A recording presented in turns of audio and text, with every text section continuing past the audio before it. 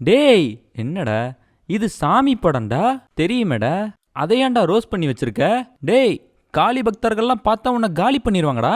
ஏன்டா கடவுள் பேரை சொல்லிக்கிட்டு பேய் படமாடா எடுக்கிறீங்க, பேய் படமாடா எடுக்கிறீங்க? நம்பிக்கை விசஸ் மூட நம்பிக்கை.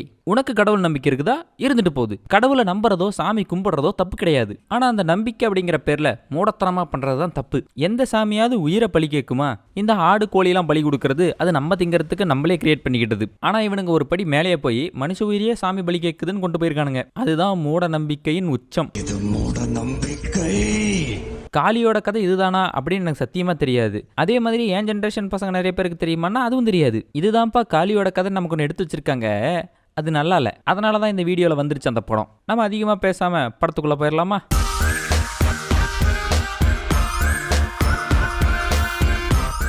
முன்னொரு காலத்துல கொள்ளக்கார கும்பல் அதிகமா இருந்தாங்க. அவங்க கிட்ட இருந்து தன்னோட நகையெல்லாம் பாதுகாத்துக்கிறதுக்காக பூமிக்கடியில புதைச்சி வச்சு பூஜை ஒண்ணு பண்ணி வச்சு காலிய காவலை விட்டுட்டு எல்லாம் காலமாயிட்டானுங்க. அப்பயே 4 பொண்ணுங்களை பலி கொடுத்துருக்கானுங்க இந்த பரதேசிங்க. எப்ப காலி காவலுக்கு இருக்கணும்னா ஏன்பா கழுத்தெடுத்து போடணும்?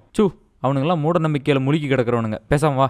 அதுக்கப்புறம் பல 100 வருஷங்கள் ஓடி போயிருது. இங்க ஒரு தம்பதி தாலாட்டு படாமையே தூங்கிட்டு இருக்காங்க. அந்த ஆன்டிக்கு தாகம் எடுத்து தண்ணி குடிக்கலான்னு போகுது. தங்க காசு உருண்டு வருது.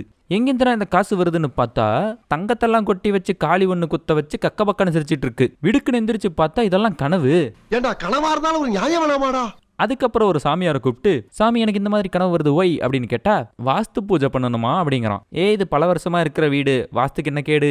பொண்டாட்டி தான் பல வருஷமா இருக்கிறா, அவளுக்கு இப்பதானே இந்த பிரச்சனை வருது. அட மடையா, அதுக்கு தாண்டா நானும் கேட்கறேன், ஏன்டா அந்த பிரச்சனை வருது? அறிவு கட்டவனே, அதுக்குத்தான்ப்பா வாஸ்து பூஜை பண்ணணும். இவன் டம்மி தான் போட்டுருக்கு.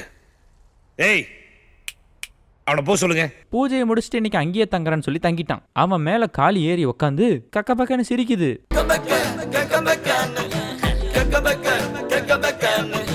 இந்த வீட்டில் இருக்காதீங்கடா, வீட்டை விட்டு ஓடிடுங்கடான்னு சொல்லிட்டு அவன் ஓட்டான். அப்புறம் பார்த்தா 2 பேரும் செத்து போயிடுறாங்க.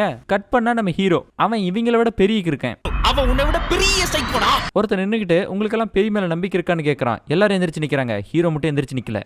எல்லாருக்கும் பேய் மேல நம்பிக்கை இருக்கா? உட்காருங்க உட்காருங்க.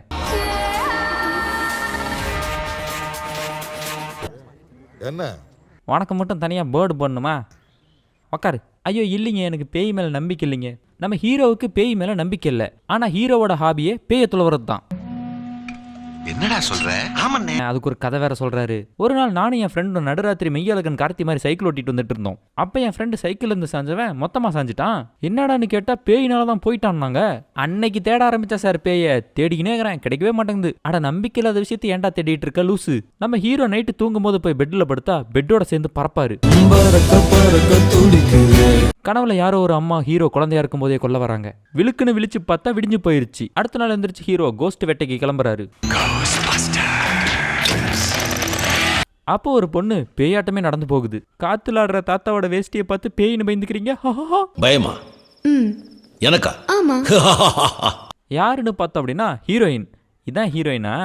இல்ல இதுதான் ஹீரோயினான்னு கேட்டேன். நீ ஏமா பாலடைஞ்ச வீட்டுல பல்பு திருட மாதிரி சுத்திட்டு இருக்க?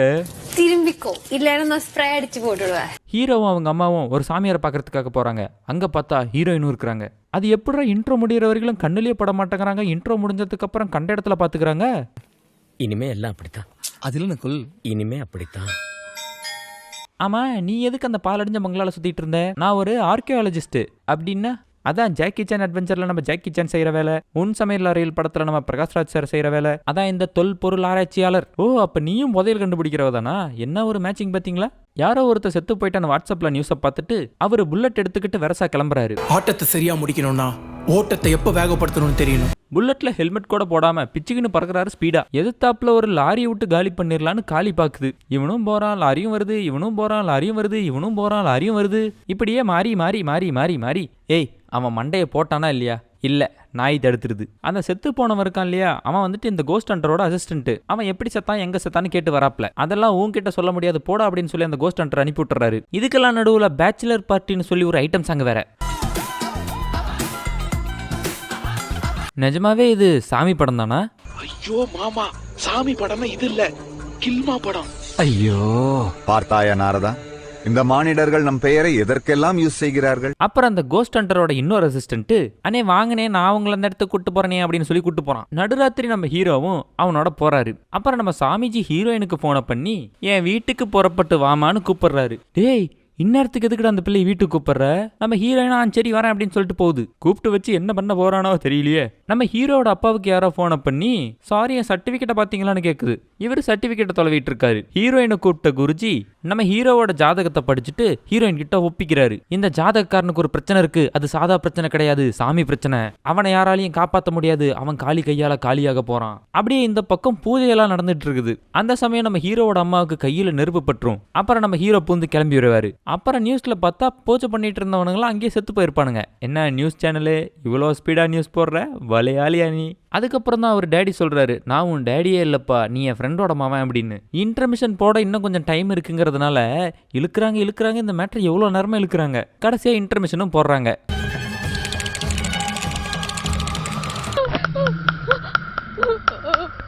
Maximum Telugu cinema second half ஆரம்பிச்சா ஃப்ளாஷ்பேக்கும் ஆரம்பிக்கணும். வாங்க ஃப்ளாஷ்பேக்குள்ள போலாம். கரெக்டா ஒரு 3 கப்பிள்ஸ். ஒன்னு நம்ம ஹீரோவை பெத்தெடுத்த கப்பல், இன்னொன்னு நம்ம ஹீரோவை தத்தெடுத்த கப்பல், இன்னொரு கப்பல் இருக்கிறாங்களே இவங்க தான் ரொம்ப டேஞ்சரான ஆளுங்க. முதல்ல செத்து போனாங்கல்ல அவங்க என்ன பண்றாங்க, ஒரு சாமியாரை கூப்பிட்டு நாங்க பணக்காரங்களாகணும் அப்படின்னு ஒரு வழி கேட்கறாங்க. அவன் என்ன சொல்றான், அவங்க வீட்டோட ஹால்ல புதையல் இருக்கு, அந்த புதையல் மேல காளி உட்காந்து காவ காத்துட்டு இருக்குதுங்கிறான். அதுக்கு இந்த நிறமாச கர்ப்பிணி தான் வந்து பூஜை பண்ணி தரணும்னு சொல்றான். இதுங்களும் போயிட்டு ஒரு பூஜை ஒண்ணு பண்ணணும், வந்து பண்ணி தரீங்களா அப்படின்னு கேக்குது. இவங்களும் சரி பூஜை தானே அப்படின்னு சொல்லி போய் பண்றாங்க.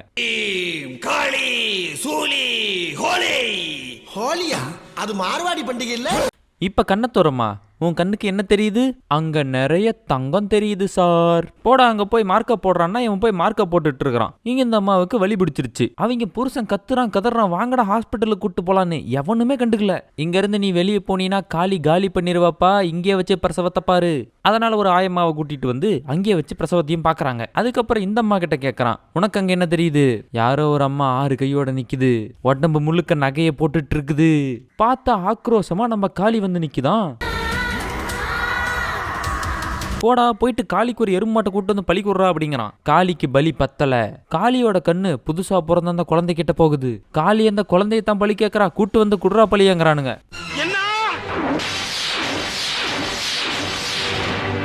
எல்லாம் ஷாக் ஆகி முடிச்சிட்டிங்களா?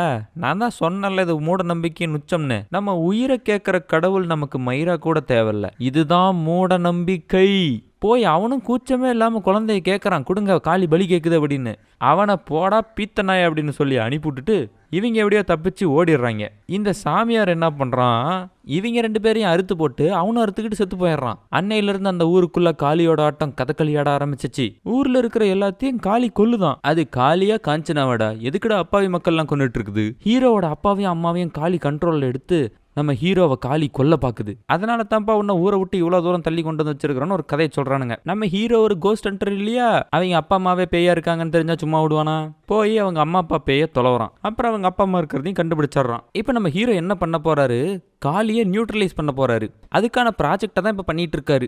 ஒரு 9 டைப் ஆஃப் லிங்கத்தை கொண்டு அதை சுத்தி வச்சுட்டு நடுவில் இந்த தலையாட்டுற தஞ்சாவூர் பொம்மை இருக்குல்ல, அதை வச்சு இங்க பாருங்க ஆடுதுங்கிறானுங்க. ஹீரோவோட பேரண்ட்ஸ் இதுக்கு ஒத்துக்க மாட்டேன் அப்படின்னு சொல்லி போய் கதவை சாத்திக்கிறாங்க. நம்ம ஹீரோ பிகில் விஜய் மாதிரி உட்காந்து கன்வின்ஸ் பண்றாரு. அம்மா நான் நல்லா இருக்கணும்னு என்னை பெத்தவங்க நினைக்கிறாங்க, ஏன் நீங்களும் நினைக்கிறீங்க? ஆனா என்னை பெத்தவங்க நல்லா இருக்கணும்னு நான் நினைக்க கூடாதா? அவங்களோட ஆத்மா சாந்தி அடையறதுக்காக நான் இதை பண்ணித்தான் ஆகணும். காளியை நியூட்ரலைஸ் பண்ணியே தீரணும். இவ்வளோ பெரிய மனசாயா உனக்கு? அப்புறம் இந்த லிங்கத்தை கொண்டு போய் வைக்கிறதெல்லாம் செம்ம காமெடியா இருக்கும்.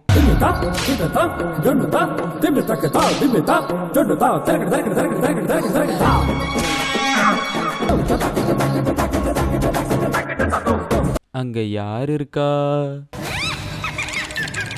அப்புறம் காளி கூட நம்ம ஹீரோ சண்டையெல்லாம் போடுவாரு.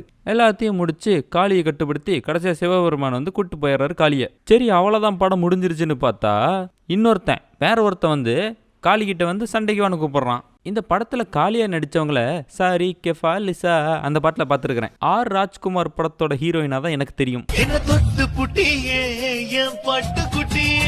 அவங்களுக்கு இந்த படத்துல ஒரு டைலாக் கூட கிடையாது. வந்து காஞ்சனா மாதிரி பல்ல கடிக்கிறதும் கத்துறதும் மட்டும்தான். இந்த படத்தை நம்ம எப்படி எடுத்துக்கிறதுனா, சாமி பேரை சொல்லி ஒரு பேய் படம் எடுத்திருக்காங்க அப்படின்னு தான் எடுத்துக்கணும். ஏன்னா இங்க சாமிங்கிறதுக்கு அடையாளமா அந்த சாமி எந்த காரியமும் பண்ணல சாமி. இது எல்லாமே பேய்க்கான குணாதிசயங்கள் தான். ஏன்டா இந்த மாதிரிலாம் எடுத்து புராணத்தையும் எங்களுக்கு தப்பு தப்பாக சொல்லி தந்துட்டு இருக்கீங்க? அப்புறம் வீடியோ இது வரைக்கும் பார்த்தீங்களா? பிடிச்சிருந்துச்சா? அந்த சப்ஸ்கிரைப் பண்ணாமல் பார்த்துட்டு இருக்கிறவங்களாம் கொஞ்சம் சப்ஸ்கிரைப் பண்ணிங்கன்னா உங்களுக்கு கைவலிக்க போகுதா இல்லை காசு கேட்க போகுதா? நான் உங்களை என்ன ஜாயின் பண்ணிக்கவா சொன்னேன்? ஜஸ்ட்டு சப்ஸ்கிரைப் தானே பண்ண சொல்கிறேன். Please help me, please help me.